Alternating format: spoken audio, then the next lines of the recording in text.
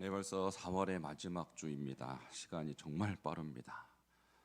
지나간 4개월도 함께하신 하나님께서 남은 한 달 한 달도 주님과 여러분이 동행하는 그런 승리의 여러분 되시기를 주님으로 축원합니다. 오늘 말씀은 주님의 재림을 준비하라라는 제목으로 말씀드리도록 하겠습니다. 함께 따라하시겠습니다. 주님의 재림을 준비하라. 지난주 말씀 복습하고 오늘 말씀 드리도록 하겠습니다. 로마서 6장 5절 만일 우리가 그의 죽으심과 시작 만일 우리가 그의 죽으심과 같은 모양으로 연합한 자가 되었으면 또한 그의 부활과 같은 모양으로 연합한 자도 되리라. 아멘.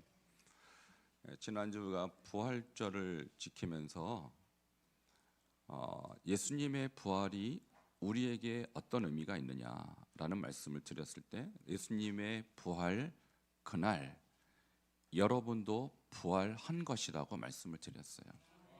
자, 믿습니까? 만일 예수님의 부활이 여러분의 부활과 관계가 없다면 기독교는 다른 종교와 다를 바 없는 그냥 일종의 종교로 끝나고 맙니다. 그러나 기독교는 종교가 아니라 생명입니다. 우리 기독교에만 생명을 주는 말씀이 있어요.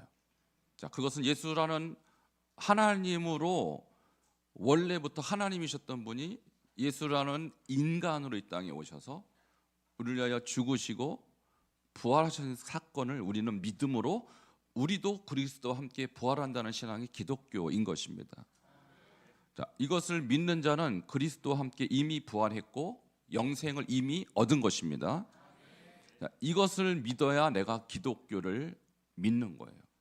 자, 쉽게 믿어지지 않죠. 내가 언제 죽었고 언제 부활했는지 저는 기억이 없습니다. 그러나 예수님이 그렇게 말씀하신 거예요. 여러분이 그리스도와 함께 십자가에서 죽었고 여러분이 그리스도와 함께 십자가에서 부활한 것을 믿는 것이 기독교인이라는 거예요.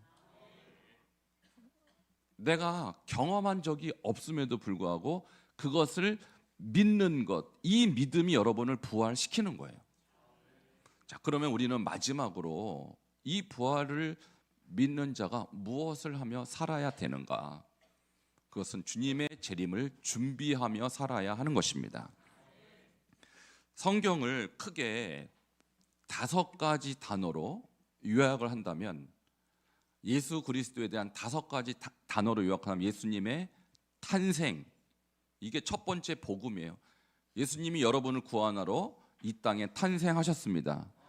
이게 성탄의 복음. 두 번째는 그 예수께서 우리의 죄값을 다 지불하셨어요. 테텔레스타이, 다 이루셨습니다.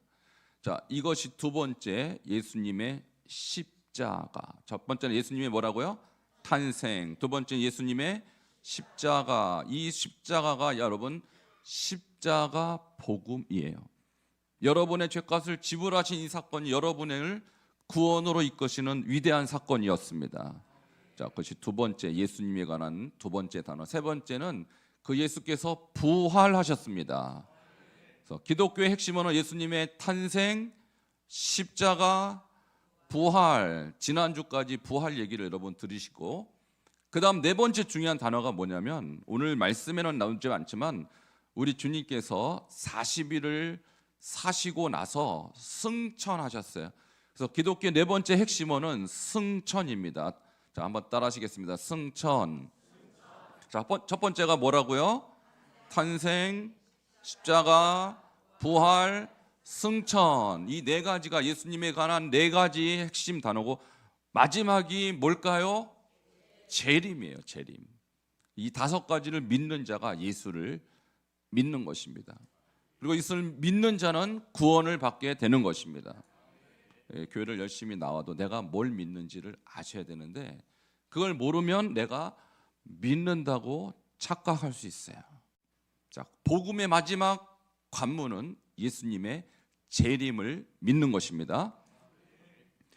예수님이 성경에서 내가 다시 오리라고 수도 없이 말씀하셨는데 비율로 보면 신약 성경의 23%가 예수님의 재림과 관계될 말씀이고, 예수님이 초림한다는 이야기, 예수님이 이 땅에 올 것이라는 초림보다 무려 7배나 많은 비율이에요.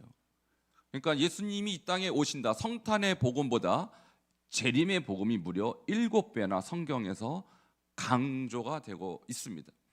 자, 예수님이 초림하셨습니까? 자, 탄생하셨습니까? 그러면 재림도 반드시 이루어질 것입니다. 자, 이것을 믿는 것이 기독교고, 이것을 믿는 자가 크리스찬이라고 하는 거예요. 그러면 오늘 이 예수님의 이야기, 첫 번째 마태복음 25장에서 세 가지 예수님의 재림에 관한 비유가 나오는데, 그 중에 첫 번째 비유가 열처녀의 비유예요. 그러니까 우리하고는 좀 결혼 문화가 다르기 때문에 오늘 이 이스라엘의 결혼 문화를 조금 여러분 이해하시면 좋을 것 같습니다. 우리는 결혼식을 낮에 합니까, 밤에 합니까? 낮에. 근데 유대인은 밤에 해요. 그러니까 전혀 결혼 문화가 다르죠. 왜 밤에 하는지 모르겠습니다. 그들의 문화예요. 그것이 성경에 그대로 반영이 되어 있는데, 이것은 예수님의 재림하고도 관계가 있기 때문에, 예수님이 다시 오실 때 언제 오실 것이다? 언제 오실 것이다? 밤에. 그러나 성경이 밤이라고 하는 것은 갑자기 몰래 온다는 뜻이지, 시간적으로 밤을 의미하는 것은 아니기 때문에 밤에 편안하게 주무시기 바랍니다. 그러니까 유대인의 관점에서 저녁이 하루의 시작이에요. 저녁이 되고 아침이 되니 이는 첫째 날이라. 그러니까 우리는 동틀 때가 하루의 시작이잖아요. 근데 유대인은 해가 질 때가 하루의 시작으로 생각합니다. 가치관이 달라요. 시간 관념이 달라요. 그러니까 하루의 시작 그 시간에 결혼식을 하는 거예요. 그래서 자, 그러니까 저녁 시간에 결혼을 한다, 이것을 우리가 일단 아셔야 되고, 두 번째는 뭐냐면, 우리는 그래도 낮에 12시, 1시 정해놓고 하잖아요, 결혼 시간을. 유대인은 결혼 시간을 정해놓지 않아요. 밤에 한다는 것만 확실하고 정해놓지 않아요. 날짜도 정해놓지 않아요. 아니, 무슨 그런 결혼식이 다 있냐고 저한테 따지시면 안 됩니다. 유대인이 그렇게 결혼하는 거 어떻게 합니까? 그러면 그 날과 그 시간은 누가 정하냐? 신랑의 아버지가 정해요. 지금도 그런다니까요. 지금도 신랑의 아버지가 몇 월 며칠 몇 시에 신랑한테 너의 신부를 가서 데려오너라 하면 그 시간이 결혼식이에요. 참 이상하죠. 아니, 신부 측은 그럼 어떻게 하라는 거예요? 깨어서 준비하셔야 돼요. 언제 올지 몰라요. 신랑이 대충 압니다. 왜냐하면 한 1년 전쯤에 약혼식을 합니다. 그래서 1년 후에 우리 다시 만납시다. 1년 동안 정말 만나지 않아요. 신랑은 집을 준비하고 집을 진짜 손으로 짓습니다. 신부는 자기 의복과 자기 들러리, 친구들이죠. 그 신부의 들러리를, 의복을 준비하는데, 들러리가 꼭 10명이에요. 오늘 성경에 그래서 10명의 처녀가 그래서 나오는 거예요. 자, 이해가 잘 안 돼요. 우리하고는 다르니까. 자, 그리고 대충 1년 후에 봅시다. 근데 그 시간은 누가 정한다고요? 신랑 아버지가. 그러면 신랑 입장에서는, 아버지, 저 집도 다 지었고요, 결혼식 할 음식도 준비됐는데 언제 갈까요? 그러면 아버지가 뭐라 그러냐면, 기다려, 내가 정해, 그것은. 그러면 여러분 여기서 결혼하실 분 아무도 없으시죠? 아무도 결혼 안 할 거예요. 유대인은 그렇게 결혼한다라는 거예요. 이게 그대로 성경에 반영이 되어 있어요. 그리고 드디어 때가 됐습니다. 아들아, 내 신부를 데려오너라. 그러면 신랑이 신이 나서 데리러 가는 거예요. 그리고 임박했을 때, 신부의 집 임박했을 때 뿔나퍼를 붑니다. 신랑이 왔다, 신랑이 왔다. 뿔나퍼를 불면 그때 신부와 신부의 친구들, 들러리들이 기다리다 어제 오나 오늘이나 내일이나 언제 올까? 신부 의복을 입고 들러리 의복을 입고 기다리는 거예요. 마냥 기다리는 거예요. 그때 드디어 옵니다. 자, 근데 만약 이때 신부나 신부의 친구들, 들러리들이 옷을 안 입고 있으면 결혼식을 할 수 있을까요? 없어요. 신부 의복이 제일 중요하거든요. 그러니까 오늘의 이 말씀은 그런즉 깨어 있으라 너희는 그날과 그때를 알지 못하느니라. 이 말씀은 유대인의 결혼식, 특별히 신부 측, 신부 자신과 신부의 들러리들 그리고 신부의 가족들에게선 실제적인 얘기라는 거예요. 오늘 이런 식으로 혹시 여기 계신 분들 신부 측이 된다면 결혼하시겠습니까? 안 하시겠습니까? 아, 우리는 이런 결혼식 못해 라고 할 수밖에 없죠. 그러나 유대인들은 그렇게 해왔어요. 이것이 예수님의 재림하고 너무너무 똑같다는 거예요. 너무너무 신기하죠. 그러니까 우리는 지금 신부 측입니다. 여기 신부가 누구냐, 들러리가 아니라 그게 중요한 것이 아니라 우리가 신부의 입장이라는 거예요. 그러면 대충 예수님이 언제 오실 거라는 것은 압니다. 왜? 신랑과 신부가 약혼식을 한 다음에 대략 1년 후, 근데 360일째인지 361일째인지 그것은 알 수가 없어요. 준비가 끝나면 오는 거예요. 근데 우리 주님이 뭐라고 말씀하셨냐면 온 천하에 복음이 전파되면 그때 오리라고 약속하셨어요. 자, 지금도 복음은 전파되고 있습니다. 그래서 우리는 선교에 주목해야 하는 것입니다. 많은 선교사님들이 복음을 전하고 계십니다. 그리고 선교는 완성을 하여 달려가고 있습니다. 그러나 그날과 그때 언제 완성되는지 우리는 알 수 없어요. 주님이 판단하십니다. 주님이 완성됐다 하는 그날 예수님은 오실 것입니다. 자, 그런데 이 말씀에 우리가 첫 번째 의문을 가져야 될 것은 뭐냐면 이 10명의 들러리들 중에서 5명은 미련하고 5명은 슬기롭대요. 이건 또 뭔가? 자, 그들의 차이가 뭘까요? 우리 함께 본문 3절과 4절을 보도록 하겠습니다. 시작. 미련한 자들은 등을 가지되 기름을 가지지 아니하고 슬기 있는 자들은 그릇에 기름을 담아 등과 함께 가져갔더니. 아멘. 밤에 결혼식 한다 그랬죠? 근데 몇 시인지는 몰라요. 그러니까 신랑 신부 이 신부 측은 항상 준비하고 있어야 되는데 문제는 신랑 일행이 쭉 올 때 그들을 맞으러 가야 되는 것이거든요. 근데 여기는 지금 그림을 보면 무슨 등을 들고 있냐면 램프 등을 들고 있죠. 근데 엄밀히 말하면 유대인의 문화는 램프 등이 아니라 횃불입니다. 횃불.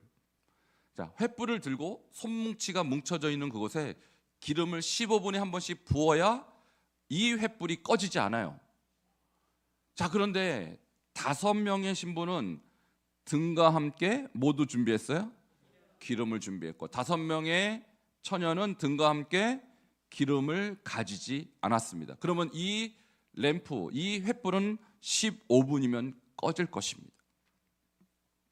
여기에서 미련하다라는 말은 어리석다, 불경건하다라는 의미가 있고 슬기 있다라는 표현은 사려 깊다, 준비성 있다 이런 표현인 것입니다. 자, 옷을 다 입었습니까? 안 입었습니까? 자, 옷은 똑같이 입었습니다. 자, 그들이 손에 등도 똑같이 들고 있습니다. 그러나 5명은 기름을 가지지 않았다라는 거예요. 여기서 이 기름이 의미하는 바는 뭘까요? 자, 여기도 마찬가지예요. 우리가 성도로 살아가고 있지만 성도의 의복은 입고 있지만 여러분 중에 누구는 기름을 갖고 누구는 기름을 가지고 있지 않을 수도 있어요. 이 기름이란 건 뭘까요? 여러 가지로 해석할 수 있어요. 여러 가지로. 특별히 기름은 성경에서 성령을 상징하는 단어예요. 그러니까 등은 신앙의 외형을 의미한다면 기름은 신앙의 본질을 이야기하는 거예요. 자, 우리가 신앙의 외형이라고 할 것 같으면 이것도 중요한 것이죠. 예배를 같이 드린다거나 또 여러분이 헌금을 한다거나 또는 이런저런 교회 와서 봉사를 한다거나 이런 것들이 신앙의 외형입니다. 이것도 굉장히 중요한 거예요. 그러나 그 안에 기름, 신앙의 본질을 갖고 있지 않다면 우리는 나중에 예수님이 재림하실 때 주님 앞에 서기가 어렵다는 얘기인 것입니다. 그럼 저는 이 기름의 핵심은 뭐냐면 성령으로 말미암은 거듭남이라고 저는 믿습니다. 함께 따라하시겠습니다. 성령으로 말미암은 거듭남. 자, 우리 예수님께서 십자가를 지기 전에 두 번의 유월절을 보냅니다. 그 중에 첫 번째 유월절을 예루살렘에 가서 니고데모라는 사람과 대화를 나눠요. 근데 니고데모가 뭘 질문하냐면, 당신이 일하시는 이 표적을 아무도 할 수 없는데 당신은 누굽니까? 예수님이 기적을 일으키니까 궁금했던 거예요. 이때 예수님이 니고데모에게 뭐라고 말씀하시냐면, 사람이 거듭나지 아니하면 하나님의 나라를 볼 수 없느니라, 이렇게 대답하세요. 내가 어떻게 어머니 뱃속에 들어갔다 다시 나옵니까? 죽었다가 어떻게 다시 삽니까? 라고 질문하니까 다시 해석합니다. 사람이 물과 성령으로 나지 않냐면 하나님 나라를 들어갈 수 없느니라. 여기서 물과 성령이 나오죠. 그러니까 여러분이 신앙의 외형, 내가 예수 믿습니다, 교회 간판도 붙이고 여러분이 교회 문패도 붙이는 것도 중요하지만, 여러분이 성령으로 거듭나야 그리스도인의 신부로서 합당한 것입니다. 이 거듭남이 기독교의 본질이에요. 그러니까 우리는 주일을 성수하는 것도 중요합니다. 이것이 신앙의 등과 같은 것입니다. 그리고 이런저런 봉사하는 것도 중요합니다. 그것도 신앙생활의 한 부분이에요. 그러나 거듭나지 않는다면 여러분이 봉사하고 여러분이 그 어떤 기독교인의 외형을 갖췄어도 여러분은 마지막 날 천국에 들어갈 수 없는 거예요. 니고데모라는 사람이 얼마나 대단했냐면, 그 사람은 유대인의 관원이라는 거예요. 성경을 다 알고 있는 사람이에요. 성경을 가르치는 사람이에요. 근데 그가 어머니 뱃속에 들어갔다 나오는 것으로 거듭남을 잘못 이해하고 있어요. 거듭남은 다시 태어나는 것입니다. 여러분이 예수님의 죽음과 부활을 믿을 때 여러분 다시 태어나는 것입니다. 왜 예수님의 탄생이 중요하고 왜 예수님의 테텔레스타이 다 이루심이 중요합니까? 그것을 믿어야 여러분이 거듭나기 때문이에요. 왜 예수님의 부활이 중요합니까? 예수님이 부활하실 때 여러분도 그것을 믿음으로 여러분도 거듭나기 때문입니다. 이것을 믿는 자만이 마지막 천국문에 들어가는 자격을 얻게 되는 거예요.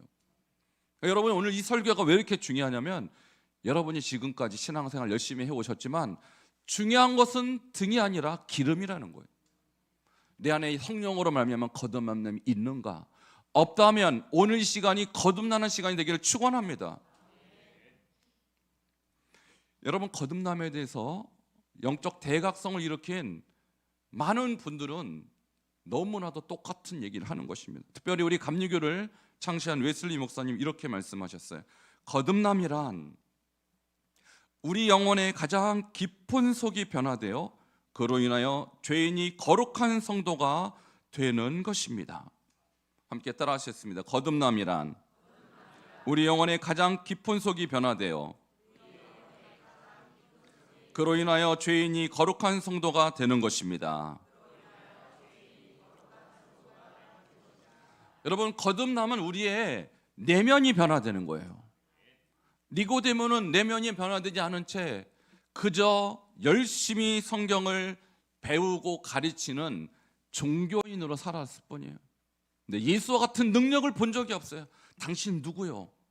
당신은 도대체 어떻게 이런 능력을 가질 수 있어? 그가 하나님이신 것을 몰랐다는 거예요. 그러면서 예수님 말씀합니다. 모세가 광야에서 뱀을 든 것 같이 인자도 들려야 하리니 이는 모든 사람을, 모든 죄인을 구원하려 하심이니라. 여러분이 왜 예수님을 믿어야 되냐면 여러분이 구원받기 위한 것입니다. 우리 예수님이 우리의 위로용으로 오신 게 아니에요. 예수님이 여러분의 건강을 치료하기 위한 치료용으로 오신 것이 아닙니다. 예수님은 여러분의 영혼을 구원하기 위해 오셨습니다. 그의 탄생, 그의 죽음, 그의 부활, 그의 승천, 그의 재림은 우리의 영혼의 구원을 위해서 오신 거예요. 여러분, 이것이 복음입니다. 복음은 그렇게 허접하지 않아요. 그저 병원에 가도 해결할 수 있는 문제를 교회에서 복음으로 해결하려고 온 것이 복음이 아닙니다. 그저 여러분의 인생의 마음의 답답함과 위로가 필요해서 그 위로를 위해서 예수님이 십자가에서 죽은 것이 아니라는 거예요. 여러분이 죄라는 것에서, 여러분이 지옥에서, 여러분이 영벌에서 구원받게 하기 위해서 예수님이 인간으로 오셨고 죽으시고 부활하신 것입니다. 이것을 믿는 날 여러분의 영혼의 가장 깊은 속이 바뀔 것입니다. 영혼의 깊은 곳이 바뀌지 않으면 우리의 생각도 바뀌지 않아요. 여러분의 말도 바뀌지 않아요. 여러분의 관계도 바뀌지 않습니다. 그저 교회에 출석할 뿐이죠.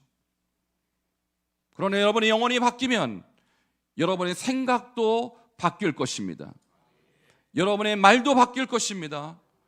여러분의 모든 인생이 바뀔 것입니다. 죄인이 거룩한 성도가 되는 거예요. 가장 큰 변화는 여러분이 죄를 멀리하게 되는 거예요. 자, 이러한 기름 부음이 나한테 없다면 우리는 마지막 예수님의 재림 때 신부로 합당치 않다라는 것입니다. 또 한 사람을 소개하자면 그분은 조지 위필드입니다. 조지 위필드는 웨슬리와 같은 시대에 영국뿐만 아니라 미국을 변화시킨 엄청난 영적 거장입니다. 이분도 똑같은 말씀하셨어요. 거듭남이란 본성이 철저하게 내면적으로 변화되는 것이요, 신적인 생명을 가지는 것이요, 예수 그리스도의 생명의 참여를 말하며 영원히 하나님과 연합하는 것이다. 좀 더 깊이 있게 설명했어요. 한번 따라하시겠습니다. 거듭남이란 본성이 철저하게 내면적으로 변화되는 것이요. 그렇습니다. 여러분, 거듭남이란 여러분의 본성이 바뀌는 거예요. 여러분의 내면에 성령이 들어가면 여러분이 성령의 사람으로 바뀌는 것입니다. 이 변화가 없다면 우리는 거듭나지 않은 거예요. 여러분, 오늘 이 말씀을 잘 들으십시오. 왜냐하면 오늘 밤에라도 주님은 오실 수 있기 때문입니다. 어쩌면 매주의 설교가 여러분의 영혼을 위한 주님의 마지막 말씀일지도 몰라요. 저는 그런 마음으로 말씀을 전합니다. 그날과 그때는 아무도 알지 못하기 때문입니다. 오늘 이 말씀을 듣고 여러분 한번 여러분의 영혼을 점검하십시오. 나는 철저하게 내면적으로 변화되었는가? 그렇지 못했다면 주님 앞에 여러분 바싹 엎드려야 됩니다. 주여 나를 불쌍히 여겨 주시옵소서. 조지 필드의 변화를 통해서 영국이란 나라가 바뀌었어요. 미국이란 나라가 바뀌었어요. 어떻게 한 나라, 두 나라가 바뀔 수 있습니까? 그것은 본성이 철저하게 내면적으로 변화된 사람의 영향력이라고 생각합니다. 여러분, 이 말씀을 듣고 아직 여러분의 내면이 철저하게 변화되지 못했다면 주님 앞에 부르짖어 회개하는 역사가 있기를 주 이름으로 축원합니다. 이 두 분이 함께 말하는 거듭남의 세 가지 길이 있어요. 첫 번째, 한번 따라하시겠습니다. 진실로 믿으라. 여러분, 제가 복음의 5가지 핵심 내용을 말씀드렸어요. 예수님이 이 땅에 오셨다라는 거예요. 그리고 예수님이 우리를 위하여 죽으셨다라는 것입니다. 그리고 예수님이 부활하셨다는 것입니다. 그 예수님이 승천하시고 다시 오신다는 이 사실을 진실로 믿으십시오. 믿는 척하면 안 돼요. 나는 믿고 있거나 또는 믿고 있지 않거나 둘 중에 하나예요. 여러분, 진실로 오늘 받아주시길 축원합니다. 두 번째, 회개하고 죄를 버리라라고 이분들은 가르쳐요. 여러분, 혹시 언제 여러분의 죄를 회개한 적이 있습니까? 그 회개한 날 여러분의 내면이 철저하게 변화되는 날이라는 거예요. 만약 회개했는데 내면에 철저한 변화가 없거나 내면에 거룩함이 생기지 않는다면 여러분, 회개한 것이 아니라 후회한 것입니다. 마치 베드로는 회개했고 가룟 유다는 후회한 것으로 끝난 것처럼 내가 그냥 눈물을 흘렸다고 해서 회개한 것이 아니라 여러분의 내면에 철저한 변화가 없다면 여러분은 후회로 끝난 거예요. 오늘 이 시간에 나의 영혼을 다시 한번 주님 앞에 회개함으로 여러분 죄를 버리시길 축원합니다. 세 번째, 구원받기 위하여 간절히 기도하라는 거예요. 한번 따라 하시겠습니다. 구원받기 위하여 간절히 기도하라. 조지 필드나 웨슬리나 처음부터 구원받은 게 아니에요. 이 사람들도 열심히 신앙생활을 했습니다. 그리고 신학교도 갔습니다. 심지어 목회자까지 되었습니다. 그런데 그들은 여전히 구원받지 못한 채로 종교인으로 살았다는 것을 나중에 발견하게 돼요. 진실로 믿지 않았던 것입니다.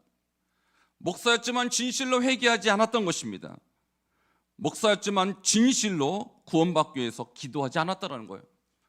그러나 그들이 진실로 믿고 회개하고 간절히 기도할 때 그들이 영혼이 거듭났다는 것입니다. 이 거듭남의 체험은 분명한 거예요. 내가 결혼식을 했는지 안 했는지 기억이 안 날 수 없듯이, 여러분, 구원받은 것은 주님으로부터 우리가 구원받을 뿐만 아니라 주님과 결혼한 것입니다. 이것을 내가 못 느낄 수가 없는 거예요. 여러분, 오늘 이 말씀을 들으시고 오늘 내가 구원받기 위해서 얼마나 간절히 기도했나. 주님, 내 영혼을 구원해 주십시오. 주님, 나를 주님의 신부로 받아 주십시오. 이렇게 간절히 기도하시기 바랍니다. 그래야 구원 받는 것입니다. 주님의 재림은 오늘이든지 내일이든지 언제든지 있을 수 있는데, 여러분, 오늘 마지막으로 생각하시고 간절히 기도하시기를 축원합니다. 그래야 주님의 신부가 되는 거예요. 그런데 이 이야기 중에 굉장히 이상한 이야기가 등장합니다. 5명의 기름이 없는 신부가, 처녀가 기름 있는 자들에게 너희 기름을 좀 나눠달라고 요청합니다. 여러분 같으면 주겠습니까? 안 주겠습니까? 줘야죠. 사랑하는 친구들인데 기름이 부족해서. 근데 여러분, 이 이야기에서 이 5명의 슬기로운 처녀들이 주지 않습니다. 신보가 못돼서 그랬을까요? 욕심이 많아서 그랬을까요? 그렇지 않습니다. 이유가 뭐냐면 이 기름은 영혼의 기름이요, 우리 내면의 거듭남이요, 우리 영혼의 믿음과 같은 거예요. 그러니까 우리가 다른 사람의 믿음을 빌려서 구원받을 수 없다라는 거예요. 여러분의 부모가 믿음이 훌륭하기 때문에 그 믿음으로 내가 묻어서 갈 수 없다라는 거예요. 내 친구가 믿음이 너무너무 좋아서 그 친구의 믿음을 내가 묻어서 천국에 입성할 수 없다라는 거예요. 그러니까 구원의 문제는 개인의 문제입니다. 여러분에게 아무리 제가 제 안에 있는 기름을 주고 싶어도 저는요, 안타깝지만 죄송합니다만 줄 수가 없어요. 이 문제는 물질의 문제가 아니라 영혼의 내면의 문제. 제가 여러분에게 권면을 드릴 수 있어요. 그렇게 살지 마시고 예수님께 붙들려 살라고 권면 드릴 수 있어요. 그렇게 살지 마시고 열심히 기도하라고 권면을 드릴 수 있어요. 그러나 정작 그 믿음을 갖고 안 갖고는 여러분이 판단할 문제예요. 여러분은 이 설교도 저는 여러분께 권면하는 설교입니다. 슬기로운 5 처녀처럼 살아라 라고 즉 권면하는 거예요. 그렇다고 여러분이 정말 슬기롭게 될지 안 될지는 누가 결정합니까? 여러분이 결정하는 거예요. 제가 기름을 여러분께 갖다 드릴 수는 있어도 이 기름이 여러분 안에 채워지는 것은 여러분이 하기 나름이라는 거예요. 그러므로 여러분, 이 슬기 있는 자들이 미련의 기름을 나눠주지 않은 것이 아니라 나눠줄 수가 없다라는 거예요. 나의 믿음이 주님께 인정받는 것이지 친구의 믿음으로, 아버지의 믿음으로, 어머니의 믿음으로 구원받을 수 없다는 이 사실을 꼭 기억하시길 축원합니다. 자, 3번째 중요한 질문이 있습니다. 무슨 질문입니까? 신랑이 미련한 자들을 알지 못한다고 말합니다. 자, 이 5명의 어리석은 자들이, 미련한 자들이 돌아옵니다. 돌아왔는데 문이 덜컥 닫혀 있어요. 그래서 뭐라고 합니까? 주여, 주여, 우리에게도 이 문을 열어주소서라고 말합니다. 여러분, 주라는 이 단어는요, 신앙 고백이잖아요. 이 퀴리오스라는 단어는 그 시대에 황제에게, 로마 황제에게 바쳤던 칭호입니다. 그러니까 나의 주가 예수님이라고 한다는 것은 상당한 신앙 고백이에요. 근데 주님이 뭐라고 합니까? 내가 너희를 알지 못한다, 이렇게 말하는 것입니다. 자, 25장 12절을 읽겠습니다. 시작. 대답하여 이르되 진실로 너희에게 이르노니 내가 너희를 알지 못하노라 하였느니라. 아멘. 여기서 알다, 이 알다라는 이 에이도라는 말은요, 그냥 머리로 아는 게 아니라 지속적인 관계를 통해서 아는 것을 말하는 거예요. 여러분, 저도 유명한 사람을 많이 알아요. 유명한 사람. 자, 미국의 대통령 누군지 아시죠? 미국의 현재 대통령이 누굽니까? 트럼프. 아세요, 모르세요? 제가 트럼프한테 가서 물어볼까요? 트럼프 씨요, 우리 교회에 아무감의 권사가 당신은 안 되는 그분 아시오? 그러면 뭐라고 대답할까요? 모르는데요. 이렇게 돼요. 그러니까 이 안다라는 것은 관계적 개념이라는 거예요. 서로 알아야 아는 거예요. 내가 예수님 안다고 예수님이 나를 안다는 보장은 없는 거예요. 저는 트럼프를 저도 잘 압니다. 성격이 엄청 괴팍하고요, 급하고요, 아주 사업가 같은 그런 사람이에요. 근데 그분이 저를 아느냐 모르냐 100% 몰라요. 어떻게 저를 알겠어요? 만나본 적이 없는데. 그러니까 이 알다라는 단어는 평소 때부터 안다는 거예요. 평소 때 계속적으로 교류가 있었다 이 얘기입니다. 근데 이 다섯 처녀는 내가 주님이라고 부르지 않습니까? 주님, 나 당신을 주님으로 여겨요. 근데 왜 저를 못 알아보세요? 여러분, 이 이야기하고 똑같은 얘기가 마태복음 7장에 나오거든요. 그 얘기를 알면 여러분 이해가 되실 거예요. 자, 7장 23절을 보시기 바랍니다.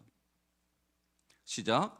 그때 내가 그들에게 밝히 말하되 내가 너희를 도무지 알지 못하니 불법을 행하는 자들아 내게서 떠나가라 하리라. 아멘.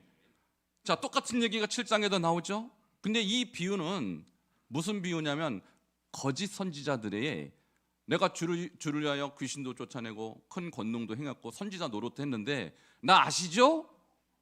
라고 예수님께 물어보니까 나는 몰라 이렇게 되는 거예요. 왜요? 이유가 뭐예요? 불법을 행했기 때문에. 그러니까 거듭난 자는 불법을 행하지 않습니다, 여러분. 주님이 영혼에 채워진 사람은 불법 행위를 하지 않아요. 그래서 예수님이 덧붙여서 7장 24절에 이렇게 설명합니다. 같이 읽겠습니다. 시작. 그러므로 누구든지 나의 이 말을 듣고 행하는 자는 그 집을 반석 위에 지은 지혜로운 사람 같으리니. 자, 여기서 지혜로운 사람과 슬기로운이란 단어가 똑같은 단어를 써요. 누가 슬기롭다라는 거예요? 주님의 말씀을 듣고 행하는 사람이 슬기로운 거예요. 그 사람이 나중에 천국 갑니다. 오늘 이 말씀을 우리는 잘 새겨 듣고 여러분 주님 앞에 슬기롭다고 인정받으시기를 축원합니다. 마지막 질문입니다. 왜 그러면 우리는 재림을 깨어서 준비해야 될까요? 열심히 준비하면 되는데 특별히 깨어서 준비하라고 그랬어요. 이것은 무엇을 의미할까요? 오늘의 본문이고 여러분 일주일 동안 이 말씀을 100번씩 복습하면서 여러분의 영혼의 양식으로 삼아야 될 말씀입니다. 같이 읽겠습니다. 시작. 그런즉 깨어있으라. 너희는 그날과 그때를 알지 못하느니라. 아멘. 자, 왜 깨어있으래요?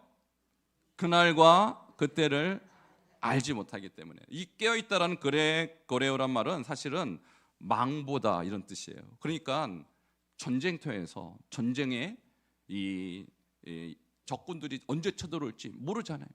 우리 남자들은 군대 가시니까 우리 군대에 가서 보초를 쓰죠. 24시간 내내 보초 씁니다. 왜? 언제 적군이 올지 모르니까. 그러니까 1분 1초라도 놓치면 위험할 수 있는 것이 바로 적군의 위협이라는 것입니다.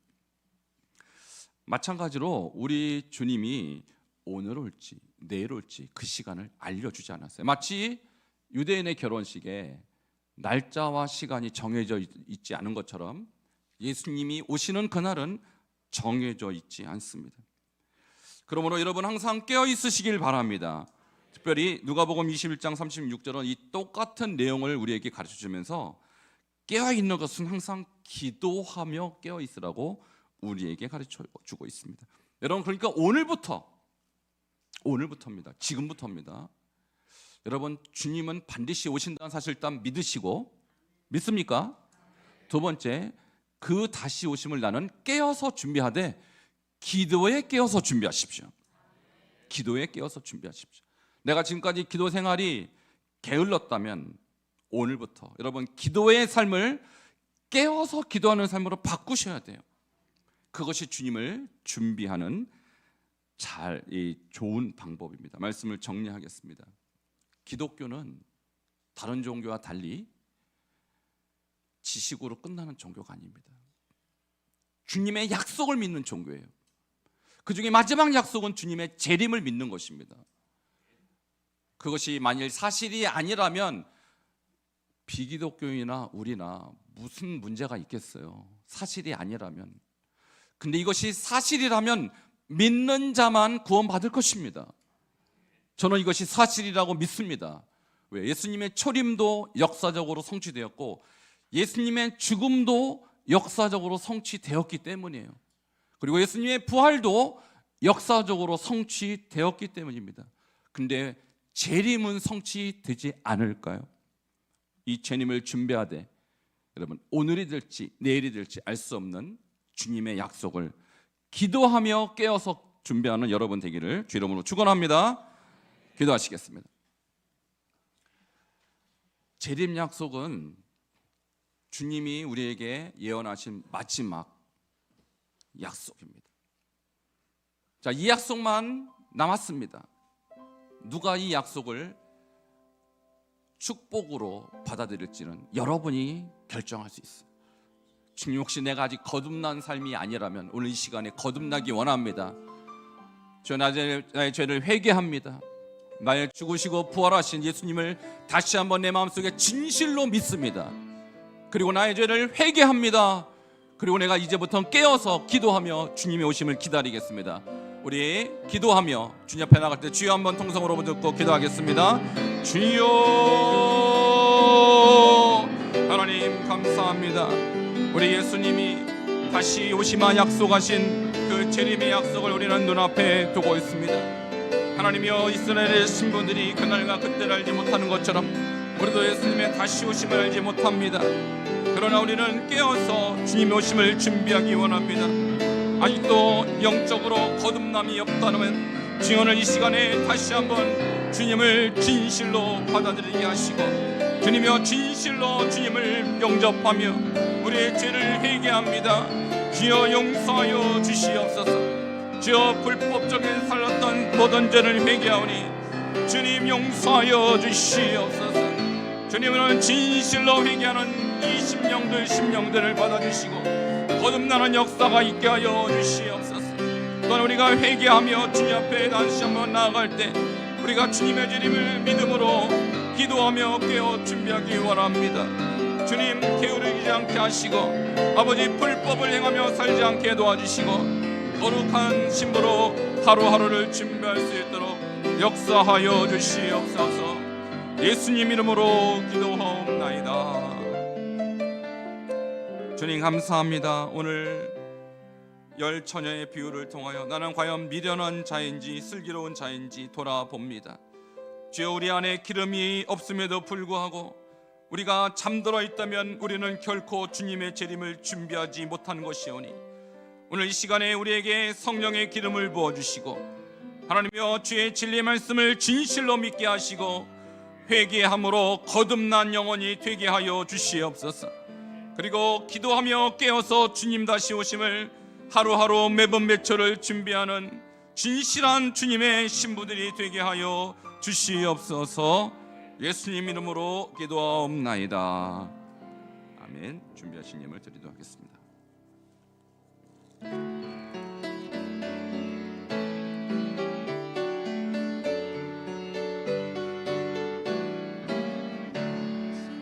신랑 대신 예수께서 다시 오실 때 밝은 등불 들고 나갈 준비됐느냐. 그날 밤에 주님 맞을 등불이 준비됐느냐.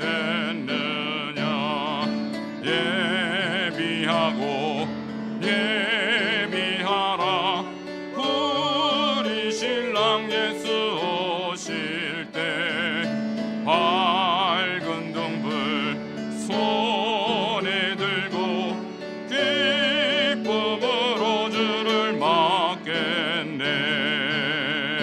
주를 나와 맞으라는 소리 들릴 때 기뻐하며 주를 맞이할 수 있느냐. 그날 밤에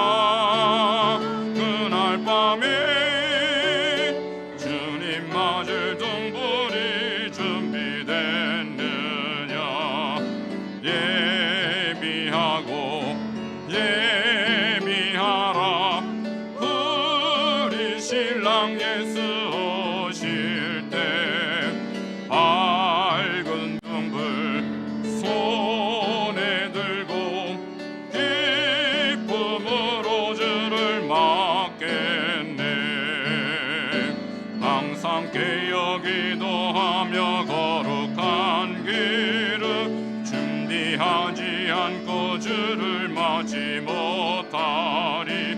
그날 밤에 주님 맞을 등불이 준비됐느냐.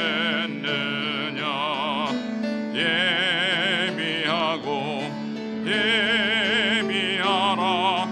우리 신랑 예수 오실 때 밝은 등불 손에 들고 기쁨으로 주를 맞겠네. 그날 밤에 영화로운 혼인잔치에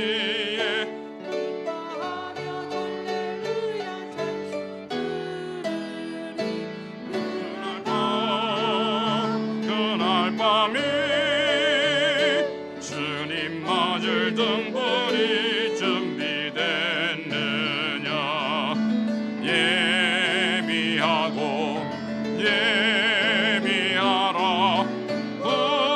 우리 신랑 예수 오실 때 밝은 등불 손에 들고 기쁨으로 주를 맞겠네. 주님 감사합니다. 오늘도 우리에게 주신 은혜와 사랑, 축복에 감사하는 마음으로 귀한 예물을 드립니다. 예물을 받으시고 주님 나라 영광에서 귀하고 값지게 쓰임받게 하여 주시옵소서. 우리 복음을 위하여 수고하는 주의 종들 위해 아버지 예물이 쓰임받게 하기 원합니다. 하나님 나라가 확장된 일에 귀하고 값지게 쓰임받을 수 있도록 주여 축복을 더하여 주시옵소서.